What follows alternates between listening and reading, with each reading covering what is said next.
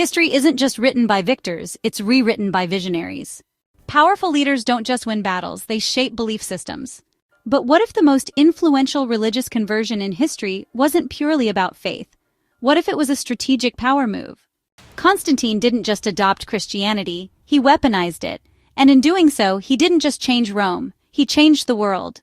Imagine being Constantine in 306th century. Your dad dies, your troops look at you like, hey, you should totally be emperor. And next thing you know, you're in a full-blown Game of Thrones episode, minus the dragons. Rome at the time was a chaotic mess of power struggles, betrayals, and emperors popping up like bad Wi-Fi signals. But Constantine wasn't just another warlord looking for a seat at the big table. He was playing four-dimensional chess. Raised in the ruthless court of Emperor Diocletian, trained in military strategy, and shaped by the political intrigue of the empire, he knew that brute force alone wouldn't secure his rule. He needed something bigger. Enter Christianity. At first, it wasn't the obvious choice. Christians were still a persecuted minority.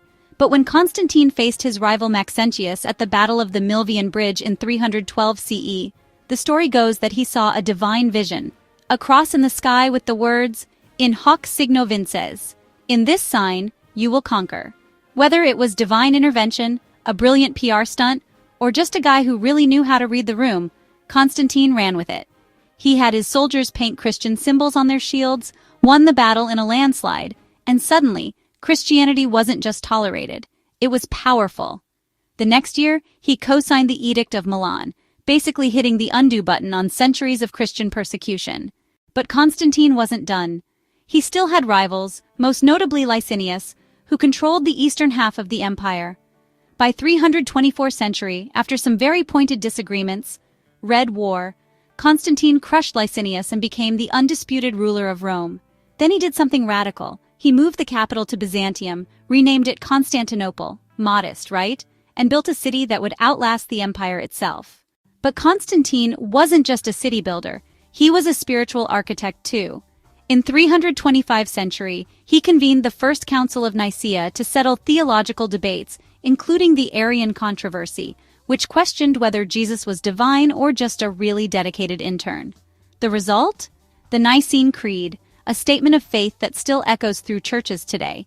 Yet for all his religious influence, Constantine kept a foot in both worlds. He held on to pagan titles, maintained old traditions, and only got baptized on his deathbed, like a guy who waits until the last minute to submit an assignment.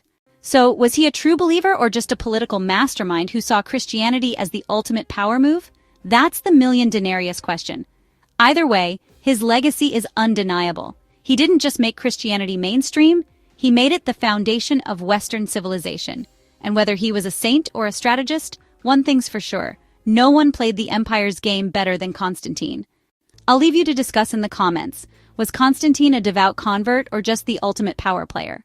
You can support us by subscribing if you haven't already. Take care of yourselves, take care of your loved ones, and I'll catch you soon in another video.